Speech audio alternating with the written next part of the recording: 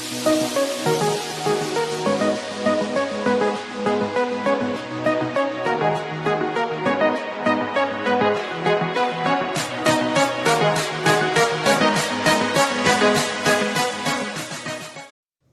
morning everyone. Welcome back to the online study of Max Divine. Today I will teach you Hindi grammar. आज मैं आपको Hindi grammar का chapter number 2 word विचार पढ़ाऊंगी. चलिए हम अपना चैप्टर स्टार्ट करते हैं. भाषा का उच्चारण ध्वनियों से होता है. जो ध्वनि होती है, हमारे मुंह से आवाज़ें निकलती हैं, हम उससे उच्चारण हमारी भाषा का करते हैं. प्रत्येक स्वीकृत ध्वनि को लिखने के लिए एक विशेष चिन्ह निर्धारित किया गया है. जितने भी ध्वनि हैं, जितनी भी आवाज़ें हैं, उनको लिखने के लिए एक चिन्ह निर्धारित किया गया है. यह विशेष चिन्ह ही वर्ण कहलाता है. ये विशेष चिन्ह ही वर्ण कहलाता है. जैसे कि हम जो भी बोलते हैं उसके लिए एक चिन्ह निर्धारित किया गया है, एक निशान. इन्हें हम वर्ण बोलते हैं. इस प्रकार वर्ण भाषा की वह मूल ध्वनि है जिसके खंड ना हो सके. इस प्रकार वर्ण भाषा की वह ध्वनि है, मूल ध्वनि है, जिसके और खंड नहीं कर सकते. सबसे छोटा पार्ट हो गया हमारी किसी भी लैंग्वेज का. जैसे कि हमारे लेटर्स होते हैं, ये वर्ड कहलाते हैं. इनको हम और जैसे कि आ ई ऊ, इनको और पार्ट में डिवाइड नहीं कर सकते और टुकड़े नहीं कर सकते. तो ये हो गया हमारा वर्ड. सबसे छोटी ध्वनि होती है जिसके हम और खंड नहीं कर सकते. वर्णों के क्रमिक और निश्चित समूह को वर्णमाला कहते हैं. जो हमारे वर्ड हैं, लेटर्स, इनके एक क्रम से लिखे गए समूह को और एक निश्चित समूह को हम वर्णमाला कहते हैं, अल्फाबेट. हिंदी वर्णमाला में निम्नलिखित वर्ण हैं. स्वर आ ई ऊ ऋषि ए ऐ ओ औ. 11 स्वर हैं. व्यंजन क से लेकर ह तक आपके 33 व्यंजन होते हैं. संयुक्त व्यंजन त्र त्र ज्ञ श्र, ये 4 व्यंजन है. अयोगवा अंग अ 3 है. अन्य अड़ ढ, ये 2 हैं. उच्चारण की दृष्टि से भाषा के वर्णों को मुख्यतः 2 भागों में बांटा गया है, स्वर और व्यंजन. जो उच्चारण की दृष्टि से, बोलने की दृष्टि से भाषा के वर्णों को मुख्यतः 2 भागों में बांटा गया है, वो है स्वर और व्यंजन. स्वर, प्रत्येक वर्ण को बोलते समय हमारे मुख से कुछ वायु निकलती है. हम कोई भी वर्ण बोलते हैं तो उसको बोलते समय हमारे मुख से कुछ वायु निकलती है. जिन वर्णों के उच्चारण में मुख से निकलने वाली वायु के मार्ग में कोई रुकावट पैदा नहीं होती, उन वर्णों को स्वर कहते हैं. जिनका उच्चारण कर रहे हैं, अब हमारे मुख से जो वायु निकल रही है उसमें कोई रुकावट पैदा नहीं हो रही उन वर्णों को उच्चारण करते समय, तो ऐसे वर्णों को हम बोलते हैं स्वर. हिंदी में 11 स्वर हैं. अ आ ई ऊ ऋषि ए ऐ ओ औ. स्वर के भेद किए जाते हैं. ह्रस्व स्वर, दीर्घ स्वर. इन स्वर के उच्चारण में सबसे कम समय लगता है. ह्रस्व स्वर कौन से होते हैं? जिन स्वरों के उच्चारण में सबसे कम लगता है उन्हें ह्रस्व स्वर बोलते हैं. इन्हें मूल स्वर भी कहते हैं. ये 4 हैं. अ ई ऊ ऋषि. दीर्घ स्वर, इन स्वरों के उच्चारण में ह्रस्व स्वरों से दुगना समय लगता है. जिन स्वरों के उच्चारण में ज्यादा समय लगता है, दुगना समय लगता है ह्रस्व स्वर के कंपैरिजन में, उन्हें हम बोलते हैं दीर्घ स्वर. ये 7 हैं. आ ई ऊ ए ऐ ओ औ. स्वरों की मात्राएं. शब्दों को लिखने में स्वर 2 रूपों में प्रयुक्त होते हैं. जो हम ये स्वर हैं डायरेक्ट 2 रूपों में प्रयोग करते हैं. अपने मूल रूप में, जैसे कि आज, इत्र, ओस. शब्दों में आ ई ऊ अपने मूल रूप में, मतलब तो एक डायरेक्ट ऐसे यूज कर लिया. दूसरा रूप क्या है मात्रा का, कि हमने उसकी मात्रा लगाकर यूज की उस स्वरों की. जैसे कि मीरा में ई की मात्रा, माँ पर ई की मात्रा लगी और आ पर रा पर आ की मात्रा लगी, तो हमने यहाँ पे एक रूप में मात्रा के रूप में यूज किया. एक में उसी तरीके से डायरेक्ट हमने आ का आ के रूप में ऐसे यूज कर लिया. तो हम जो स्वर है 2 रूपों में यूज करते हैं. लिखने में व्यंजन के साथ मिलने पर स्वर के परिवर्तित रूप को मात्राएं कहते हैं. जब लिखने में व्यंजन के साथ उसका स्वरों का रूप परिवर्तित हो जाता है तो इन रूप को हम मात्राएं कहते हैं. ये मात्रा चिन्ह इस प्रकार हैं. जैसे कि आ की कोई मात्रा नहीं है. आ की, ये आ का मात्रा होती है. ई ऊ ऋषि ए ऐ ओ औ, ये सब इनकी मात्राएं नीचे दे रखी हैं. आ की मात्रा नहीं होती. सभी व्यंजन आ को मिलाकर ही बोले और लिखे जाते हैं. जितने भी व्यंजन है क से ज्ञ तक, ये सारे आ की मात्रा लगे हुए होते हैं. इनको मिलाकर लगाकर ही हम बोलते हैं हर व्यंजन. आ से रहित व्यंजन इस प्रकार लिखे जाते हैं. अगर इसमें से किसी भी व्यंजन से हम आ की मात्रा निकाल दें तो इसके ये व्यंजन ऐसे बन जाते हैं. इसके नीचे हलंत आ जाता है. जब आ की मात्रा जुड़ जाती है तो ये हलंत हट जाता है. वर्णों के नीचे लगी इन तिरछी रेखाओं को हल चिन्ह कहते हैं. ये जो तिरछी रेखाएं लगी हैं इनको हम हल चिन्ह बोलते हैं. अयोगवाह. स्वरों और व्यंजनों के अतिरिक्त हिंदी वर्णमाला में 3 वर्ण और भी होते हैं. अंग, अह. अनुनासिक चंद्र बिंदु जिसे बोलते हैं हम। ऐसे स्वर जिनका उच्चारण नाक और मुंह दोनों से होता है, मतलब जिनको बोलते समय हमारा नाक और मुंह दोनों से उच्चारण होता है, ऐसे स्वर अनुनासिक कहलाते हैं। जैसे अंग, अम, इंग, ई, उं, औ, ऋषि, ए, औ। इसमें निर्मित कुछ शब्द देखिए, माँ, आँख, दांत, ऊंचा, गूंज, कुएं, हंसना आदि। इसमें हम मुंह और नाक दोनों का यूज कर रहे हैं उच्चारण करते समय। यदि स्वर का कोई भाग शिरोरेखा के ऊपर निकला हुआ हो या व्यंजन के ऊपर मात्रा लगी हो तो वह चंद्र बिंदु न लगाकर केवल बिंदु लगाते हैं, जैसे नींद, ईंट, गेंद, भौंकना आदि। अनुस्वार ये स्वर के बाद आने वाला व्यंजन है जिसकी ध्वनि नाक से निकलती है। ये स्वर के बाद आने वाला व्यंजन है जिसकी ध्वनि नाक से निकलती है।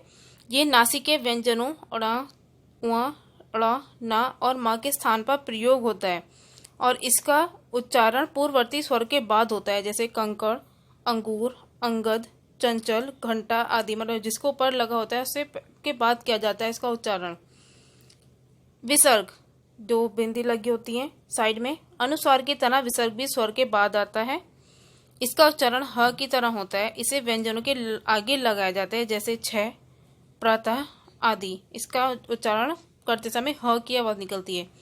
इनका तालमेल ना तो स्वरों से होता है और ना ही व्यंजनों से। ये स्वरों के साथ प्रयुक्त होने से व्यंजन भी नहीं है और स्वतंत्र रूप से गति न होने के कारण ये स्वर भी नहीं कहे जाते हैं। ये योग न होने पर भी साथ रहने के कारण अयोगवा कहलाते हैं। मतलब योग न होने पर भी साथ रहने के कारण अयोगवा कहलाते हैं। नाव व्यंजन जिन वर्णों के उच्चारण के समय मुंह से निकलने वाली वायु के मार्ग में थोड़ी रुकावट पैदा होती है उन्हें व्यंजन कहते हैं। अर्थात व्यंजनों का स्वर के बिना उच्चारण नहीं होता। मतलब जिन वर्णों के उच्चारण के समय मुंह से निकलने वाली वायु के मार्ग में थोड़ी रुकावट पैदा होती है, स्वरों में रुकावट पैदा नहीं होती है। अब जिन वर्णों में उच्चारण करते समय रुकावट पैदा होती है उन्हें हम व्यंजन बोलते हैं। अर्थात व्यंजनों का स्वर के बिना उच्चारण नहीं होता। हिंदी में निम्नलिखित 33 व्यंजन हैं। क वर्ग, च वर्ग ये वर्गों में डिवाइड है। क से ड़ तक आपके 5 और च वर्ग, ट वर्ग, त वर्ग, प वर्ग, अंतस्थ, ऊष्म, इस तरीके से आपके 33 व्यंजन है। व्यंजन के भेद स्पर्श के आधार पर व्यंजन के निम्नलिखित 4 भेद हैं। स्पर्श व्यंजन इन व्यंजनों के उच्चारण में मुख से निकलने वाली वायु, जो मुख से निकलने वाली वायु है, कंठ, तालु, मूर्धा, दंत, ओष्ठ आदि अवयवों जो हमारे मुंह के पार्ट्स हैं उनको स्पर्श करती हुई बाहर आती है और व्यंजनों के रूप में ध्वनि फूट पड़ती है। क से लेकर माँ तक के 25 वर्ण स्पर्श व्यंजन हैं। अंतस्थ व्यंजन इन व्यंजनों के उच्चारण में मुख से निकलने वाली वायु का मार्ग जीभ, इनमें जो वर्णों का उच्चारण होता है इसमें मुख से निकलने वाली वायु जीभ, तालु, दांत और ओठों के परस्पर सटने से कुछ संकरा हो जाता है। मतलब ये दोनों एक दूसरे से जब टकराते हैं, मिलते हैं, तब ये इनका उच्चारण होता है। किंतु कहीं भी पूर्ण स्पर्श नहीं होता है, इनका पूर्ण स्पर्श नहीं होता है इसमें। या, र, ल, व ये चारों अंतस्थ व्यंजन है। इन्हें अर्ध स्वर भी कहते हैं। ऊष्म व्यंजन इनका उच्चारण एक प्रकार की रगड़ या घर्षण से उत्पन्न ऊष्म वायु से होता है। मतलब एक प्रकार से जो हमारे मुंह में रगड़ या घर्षण होती है उनसे जो ऊष्म वायु निकलती है उस वायु से इनका उच्चारण होता है। ये 4 हैं श, श, स, ह। उच्चित व्यंजन ड़, ढ ये दोनों उच्चित व्यंजन कहलाते हैं क्योंकि इनके उच्चारण में जीभ पीछे की ओर मुड़कर झटके से साथ सामने गिरती है। हिंदी में अड़ और ढ इन दो ध्वनियों का बड़ा महत्व है। ये दोनों ड तथा ढ से बिल्कुल भिन्न है। दोनों इनसे अड़ और ढ से बिल्कुल अलग हैं। अतः बोलने और लिखते समय इन ध्वनियों को स्पष्ट करने में सावधान रहना चाहिए। ध्यान रहे कि अड़ और ढ शब्दों के प्रारंभ मतलब स्टार्टिंग में कभी नहीं आते। नीचे दिए गए शब्दों को बोलकर इन चारों ध्वनियों ड, ढ, अड़, ड, ढ इनके उच्चारण के अंतर को समझिए। डलिया घोड़ा, डाली गाड़ी, मंडी बड़ा, डोर लड़ाई, ढोलक पढ़ना, ढेर बुढ़ापा, ढाल बढ़ई, ढेला चढ़ाई। इससे इनके अंतर को समझा जा सकता है। वर्णों का उच्चारण स्थान उच्चारण स्थानों के आधार पर व्यंजनों को 9 वर्गों में विभाजित किया जाता है। इसको निम्नलिखित तालिका के द्वारा स्पष्ट किया जाता है। मतलब के वर्णों के उच्चारण स्थान है उनके आधार पर व्यंजनों को 9 वर्गों में विभाजित किया गया है। उच्चारण स्थान आपके देखिए मुंह के जो पार्ट्स हैं जहाँ से ये कोई भी व्यंजन हम उसका उच्चारण करते हैं इसके हिसाब से व्यंजन 9 वर्गों में विभाजित है। देखिए पहला उच्चारण स्थान है आपका कंठ, गला। स्वर वर्ण जो इसमें आ और आ बोले जाते हैं कर्ण से, व्यंजन बोले जाते हैं क ख ग घ ड़ और ह, और विसर्ग तो इनका स्थान कहलाएगा कंठे। सेकंड है आपका तालु। स्वर वर्ण इसमें उच्चारित होते हैं ई, च, छ, ज, झ, उआ, य, श, ये व्यंजन वर्ण तो ये कहलाते हैं स्थान के अनुसार तालव्य व्यंजन। मूर्धा मीन्स मुख की छत से ऋषि, ट, ठ, ड, ढ, ड़, र, श, ड़, ढ, ये मूर्धन्य व्यंजन कहलाते हैं। दांत से बोले जाते हैं ता, था, द, ध, न, ला, सा, दंत व्यंजन। ओष्ठ से बोले जाते हैं आपके उ, प, फ, ब, भ, म, ओष्ठ व्यंजन कहलाते हैं। कंठ और तालु दोनों से ए, कंठ तालव्य व्यंजन कहलाते हैं। कंठ और ओष्ठ से ओ, औ, कंठोष्ठे कहलाते हैं। दांत और ओष्ठ से बोला जाता है वा, तो ये दंतोष्ठे कहलाता है। मुख और नासिका दोनों से ये अनुस्वार कहलाते हैं, नासिक के। वर्ण संयोग। वर्णों के परस्पर संयोग को वर्ण संयोग कहते हैं। जब वर्ण परस्पर संयोग के साथ यूज होते हैं उन्हें हम वर्ण संयोग कहते हैं। ये निम्नलिखित दो प्रकार से होता है, व्यंजन और स्वर का संयोग। जब व्यंजन और स्वर एक साथ यूज होते हैं, एक साथ मिलकर यूज होते हैं तो हम बोलते हैं व्यंजन और स्वर का संयोग। आप पढ़ चुके हैं कि स्वर के सहयोग के बिना, मतलब स्वर के हेल्प के बिना कोई भी व्यंजन का उच्चारण संभव नहीं है, लेकिन उसे लिखना संभव है। स्वर के संयोग के बिना जो हम व्यंजन लिखते हैं उन्हें हम हलंत कहते हैं। जैसे क, इसके नीचे हमने हलंत लगा दिया तो ये हल चिन्ह लगाया, ये हो गया हलंत। और इसमें आ की मात्रा जोड़ दी, आ जोड़ दिया तो ये हो गया क। ऐसे ही क में ऊ की मात्रा जोड़ी कु, क में ए की मात्रा जोड़ी के, क में ऊ की मात्रा जोड़ी को। अब है आपका व्यंजन और व्यंजन का संयोग। जब व्यंजन और व्यंजन संयोग के साथ यूज होते हैं, ये निम्नलिखित दो प्रकार का होता है। संयुक्त व्यंजन। हिंदी वर्ण की वर्णमाला में 4 संयुक्त व्यंजन है, छ, त्र, ज्ञ, श्र। ये संयुक्त व्यंजन इन व्यंजनों के मेल से बने। जैसे कि संयुक्त व्यंजन है किन दो व्यंजनों के मेल से बने। छ है ये क और श के, जैसे कि कक्षा, क्षत्रिय। त्र, त और र के मेल से बना है, त्रिभुज, स्त्री। ज्ञ बना है आपके ज और त्र के योग से, जैसे ज्ञान, आज्ञा। श्र बना है आपके श और र से, श्रमिक, अश्रु। द्वित्व व्यंजन। जब एक जैसे दो व्यंजन आपस में मिलते हैं, जब एक जैसे दो व्यंजन आपस में मिलते हैं उन्हें द्वित्व व्यंजन कहा जाता है। जैसे क और क, जैसे कि पक्का में हम लिखते हैं दो वर्ड एक साथ आए आपके क का, त, आधा त, च, च, आधा च और चा पूरा, जब जैसे कि पक्का, सत्ता, बच्चा आदि, जब इन्हें द्वित्व व्यंजन बोलते हैं।